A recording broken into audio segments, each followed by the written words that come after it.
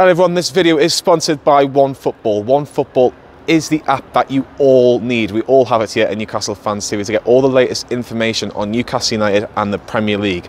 And January is going to be huge as well with the January transfer window. Make sure you download OneFootball to get all the latest information on incomings and outgoings on Newcastle United.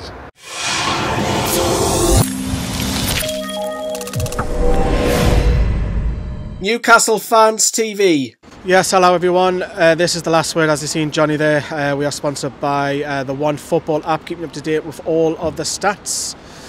Not that we want to look at the stats, lads, do we? Which we'll come on to very, very shortly. But Harry, I'll come to you first. The lineup, we were on the show last night, we got 10 out of 11 right. It wasn't that difficult to predict Newcastle's lineup, but the big one was probably Paul Dummett out of the blue. Yeah. I'd prefer to see Dummett or Lewis than Richie, so yeah, I was happy with that one. As for the rest of the lineup, yeah, as you say, very predictable. That's exactly what I thought it was going to be, to be fair. I thought Willock might have played instead of Longstaff, but other than that, yeah, pretty straightforward, but I was fairly happy with the lineup. Yeah, and I thought Paul Dummett actually done really well today, considering it's his first game back. Birthday boy Dubravka, there was a little bit of discussion last night. Would he play, because he hasn't been pictured in training with his foot injury, but he was in there. Would Chris would start? We all predicted that he would, so there's a debut there, and obviously a league debut for Kieran Trippier. We'll have a look at Watford's side, Johnny, which I'll pull up. 3 debutants. Ben Foster was back in goal. There was no Emmanuel Dennis. There was no Ismail Assar, so you're thinking, yeah, this looks good for Newcastle. Yeah, you would have thought, looking at the team beforehand, you're thinking, oh yeah, this is something that Newcastle can go with. And the only player that I kind of was thinking before the game who can really dominate is Mr. Sissoko. You know, we talk about Newcastle probably not getting the most out of him because he was played as a right winger back in the day, but as a central midfielder, he's done really well at Tottenham and he's done pretty well at Watford. I think he's been one of Watford's best players. But that Watford team didn't scare me, and Newcastle should have been licking their lips when they seen that team news. Yeah, we'll talk about what happens, the results, and we'll pull up the league table later for you, and we'll also hear from Eddie Howe. But we'll begin, Harry, with the first half there. The Joe Litton one, which hits the post. Chris Wood had a couple of headers. What did you make of the first half? I thought we played well. We played all right. We just need to finish the chances, really. As you were saying, Joe Linton had 2 very good opportunities. One hit the post, one he volleyed wide, I think. Sean Longstaff could connect with a header, and then it puts us 1-0 up. We need to take our chances. That's the key thing. Chris Wood had a couple of headers as well, didn't he? Which both went over. We were playing all right. We need to take our chances. I didn't think Watford looked too threatening. They had a couple of breaks forward, but other than that, I think we were the better side. Yeah. First half, I would definitely agree. I can't remember Dubravka the other end, because obviously normally Newcastle kicked towards the Gallagher second half, but Sissoko winning the toss. Obviously he's not daft enough. He's played jab before, but Dubravka wasn't tested, was he, Johnny, in that first half? He wasn't. Newcastle were comfortable at the back. Obviously they had that free kick on the edge of the box early on, but again it was a poor free kick, and the best Watford really had was just set pieces, but they weren't doing anything with them, and Newcastle were very, very comfortable at the back, which they weren't in the second half towards the end of the game. But just thinking if Newcastle had gone maybe 1-up in the first half and maybe, you know, we get that goal in the second half, it might have been a different game. But for me, Watford didn't do anything until about 70 minutes in. Yeah, so we went into half time. Newcastle, okay, it's all right. We had probably the better team, I think, but we'll come out the second half and you can't ask for a better start, Harry. I mean, ESM's performance, I think, is very indifferent today, but you know, he's on the pitch for a reason, because he can produce a bit of magic like that, and that was what, 5 or 6 minutes into the second half. Newcastle are flying. Yeah, no, I think it was just 3 or 4 minutes. It was a brilliant start. You could tell that they were more fired up for the second half. Eddie Howe obviously said something to them at half time, because it looked a lot more sharp and a lot more composed, I thought, when they came out from half time. And yeah, ASM, brilliant goal, cutting in from the left, just fires it in bottom corner. I didn't think it was going to go in. He had such a bad first half. I didn't think it was going to go in, but yeah, brilliant start to the second half. Just we'll pause there for the game. What did you make of ASM today, Johnny? Except from that goal, I thought it was useless. I'm going to use the word frustrating, because we all know he's got quality. You've seen the goal, but we've been talking about this all season. He will give the ball away in stupid areas of this football pitch, and he only had the beating of his man once at right back. The right back had the beating of him for most of the first half, and he managed to get beaten once and got a little bit of confidence from it, but he's just got to release it a little bit earlier. You don't have to beat a man 3 or 4 times in the same time. Beat the man. You've got a £25 million strike you just bought. I was just saying to Harry, get the balls in the box to him. I was just saying to Harry off camera there. No, it was your dad actually. I was saying it to Johnny. Chris Wood will be like, come on, pass it, come on, cross it, because Callum Wilson's different where he can run onto balls, but Wood wants it at chest, Wood wants it at his feet, wants it at his head. He's a completely different player. Do you think that's going to take a bit of time to build up? Of course it will, but Maxi knows better. He's probably been told by several managers to get the ball out earlier, to release it earlier, and again, even the fans had a bit of a go at him today, especially in the Gallagher in the first half. Second half, look, he can score those type of goals. He could be the difference that keeps Newcastle in the division if he plays like that week in, week out in terms of the overall attacking finish and that final ball, if it's a cross or the goal that he scored today. But frustrating, very frustrating. So you're thinking, right, you're 1-0 up, fantastic, because we know at the time that Norwich were winning 2-0 at the time. I know Norwich have won 2-1, which again, we'll talk about the league table shortly, but you're thinking, right, okay, so Newcastle will be out of the relegation zone for the first time in a long, long time, since probably August, pulling themselves out of the relegation zone. But then I thought, Harry, that we needed that second goal because there was signs there that Watford was starting to be a little bit dangerous. That 1-on-1, you know, we criticised Dubravka, I have on this channel, but your saves were there, that 1-on-1. Yeah, brilliant save. Brilliant save. But they really didn't do much. So it's crucial that he makes that save. But it's just, again, frustrating. Theme of the video that we couldn't hold out. It really is frustrating because we couldn't find that killer goal. We never created out either. It's all well and good trying to stay in the game, trying to keep it level, trying to keep us ahead. But we need to find the killer goal. We need to find the second goal. Otherwise, well, 1-0. It's not enough. It's not enough, is it? You need that second goal. I think that gave them confidence because we've talked about Jamal ourselves, Johnny. Quite in this, he happened a couple of times and gives the ball away sloppy. And Watford are in, and I'm thinking, oh no, not him of all people, Sissoko. And thankfully, he puts it wide. Yeah, Sissoko puts it wide. Should have scored. I was going to save this for the goal, but you know what? Newcastle's hierarchy, if they're trying to debate whether or not to pay 30, 40, 50 million for a defender, watch those 2 mistakes today. And that is why Newcastle United need to just maybe spend £5-10 million, euros over the odds. One clean sheet all season. Lee, goals win games, clean sheets will keep you up. They will keep you up, 100%. And we've dropped 2 points today from stupidity. And speaking of that's Chris Woods there in the blue car. Chris Woods, goalkeeper. Oh, what you meant like this strike? I was like, no, I'm not confused anybody. Actually, the former England international is just literally in front of her. Probably I'm confusing them. One for the older viewers, one for your dad. yes. So there was those signs though, Harry, because there was that chance. Newcastle didn't really test Ben Foster, and Watford were coming forward and talk us with the goal. Yeah, they get it on the right hand side, don't they? Nice play down the right hand side, and they get past Paul Dummett, and it's a brilliant ball in to find Joao Pedro's head, and he's obviously lost Lascelles on the run, and it's a great header down into the bottom left corner, wasn't it? We just need to defend better, simply. But like as you say, we need another centre half. Just quickly on Lascelles, I thought he had a really good game today up until he had a good kind of first 60 minutes, and then as soon as he passed it straight to the Watford player when they had that breakaway, he just lost confidence, and the defence kind of collapsed. He's got that in him, Henry. He's got it in him, Lascelles. Yeah, because the defence were decent. They were fairly solid, as you said, for the first half and for the first hour, and then they just dropped off. And it's 1-0. You can't afford to do that 1-0 against relegation rivals in such a big game. It's just frustrating. I know I keep on saying that word, but he's your captain. He's your captain, who's, like Harry says, played well for the first hour or so, and as soon as he makes that pass into the middle of midfield and it goes straight at Watford and who's on the counter attack, he just goes, oh my god, I can't get that out of my head. And then just basic defending.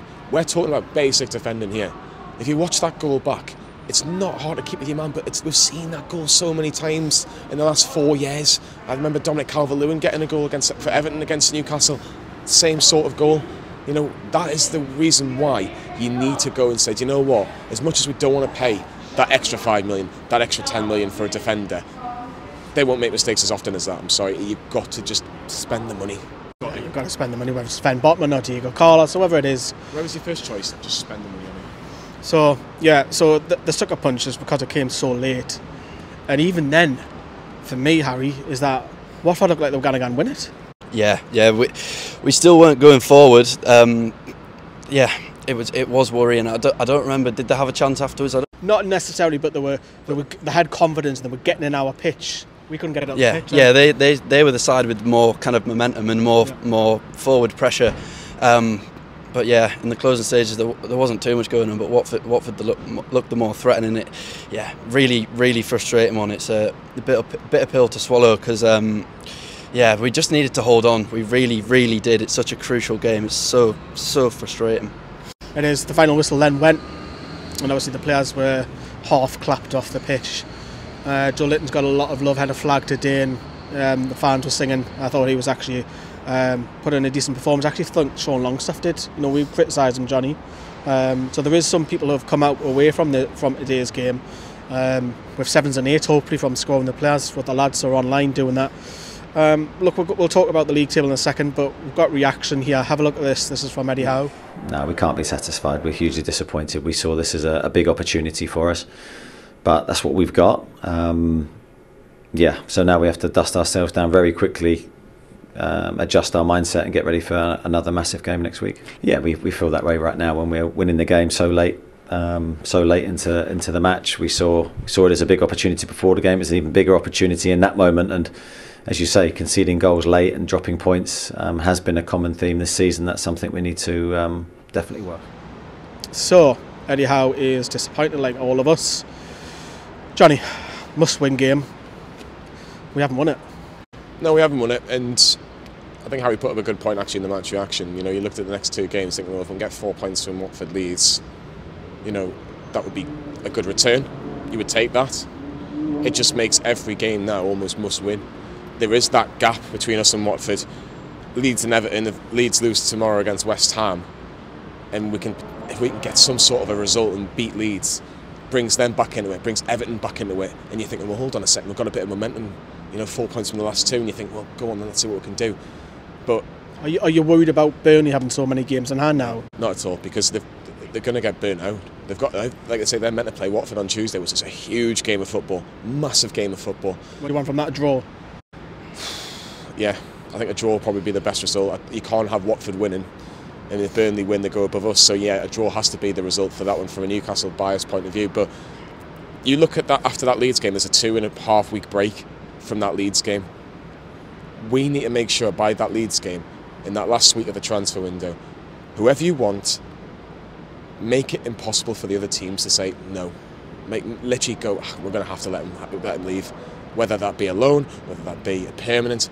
Get your players in so it makes sure that they've got a good week, 10 days, 14 days in, training with Eddie Howe. Doesn't matter if they're training in Newcastle, Saudi Arabia, Spain, Portugal, or Gateshead, wherever they're training, going into those 2 home games against Everton and Aston Villa, which are massive games of football, because we could potentially get another 4 points from those home games, which isn't unrealistic in my opinion, if we can get a solid core foundation in with 2 new centre-halves, or at least 1 new centre-half, because if we don't get any new centre-halves in, we're not staying up. It doesn't matter going forward.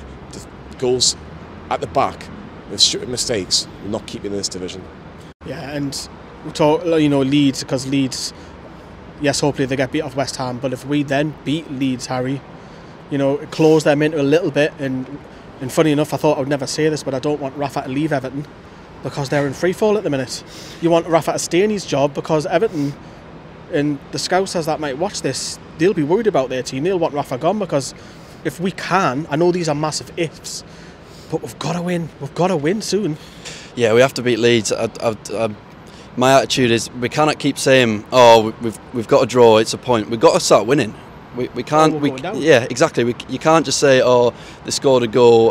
We need to get defenders in. Obviously, we do need to get defenders, and it's good that we scored. But like, we need to start winning. Otherwise, it doesn't matter what you can do. We've only won one game all season. You can't just keep waiting. So yeah, we have to beat Leeds. We have to, must win. And then there's a couple of home games after that, as you said, Johnny. It's Villa and Southampton, isn't it? Everton, sorry. So no, but we got to beat Leeds. We've got to get 4 points from these two games. But we said that today, Johnny. We said we had to win today, and now we're saying we have to win against Leeds. And then we're going to be like picking with fixtures, saying, "Oh, we've got Manchester City, that's 0. We've got Liverpool, that's a 0." We've got to win games. And you talk about transfers, and I think people will come in if it's not a Botman or it's not a Diego Carlos. I think there'll be an alternative. I think it'll come to a stage where, because you think you just pay it. What if they don't want to? They'll look at an alternative and say, do you know what? There's a French centre-back who plays, at the Monaco or... Yeah, or whoever or whoever it is. They've got to go and get a signing very shortly because...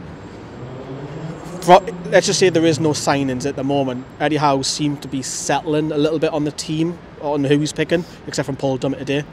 But do you think it's just a centre-back that you've got to go for? Nowhere else? Centre-half's the most important position for Newcastle right now. I'll put it back to you. If Newcastle don't sign a centre-half in this January transfer window, Newcastle will go down, won't they? If Newcastle don't sign a centre-half, I bring Federico Fernandez into that starting 11. But do Newcastle go down? Probably, yeah. But I'll still change and bring Fernandez in because I think he's solid.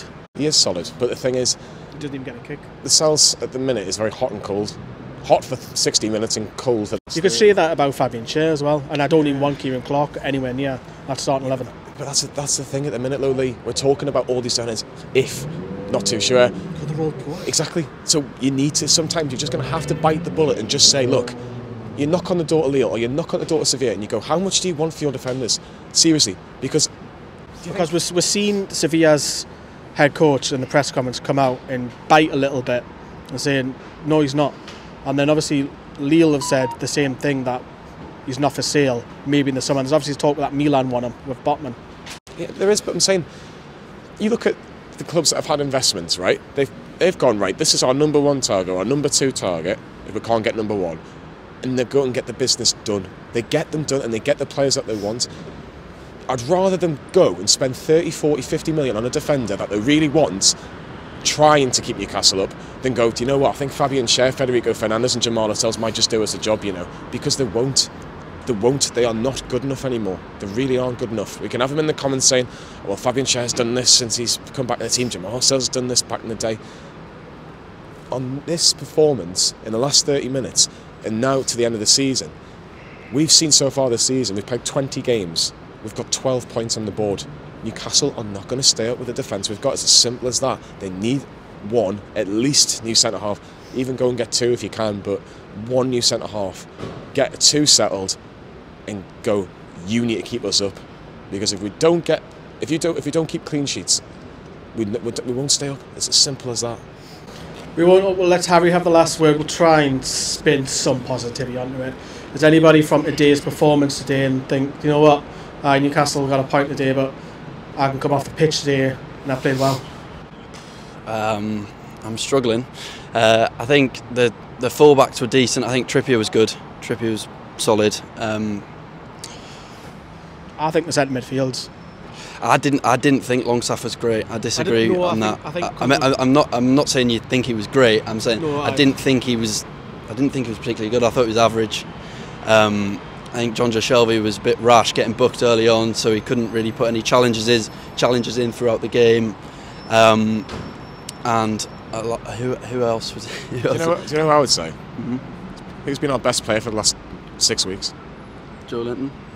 I thought we can't say ESL. Joe Linton. But seriously, again, had a great battle with Sissoko. If you're a neutral watching that little battle between the pair of them, it was brilliant. And I think he was probably marginally our man of the match today. One other player, Ryan Fraser, I thought he ran his heart out today, and he got subbed off before. Obviously we conceded, but I thought he played really well. He didn't really create much, but he runs his heart out for the team. Ever since Eddie Howe's come in, you notice a big improvement in his work rate. Yeah, I think Chris Wood will want to play with Ryan Fraser, because Fraser just wants to try and whip the ball in. Not massive success today, but we can work on that. And obviously the lads will be in training for another week on the big one with Leeds, and then they're off to Saudi Arabia, allegedly, what the reports are. But like I say, it's tough doing these videos. Help it out by smashing that like button. It's freezing cold. You can see that. Cheers, everyone. Thanks for watching. Ta-da.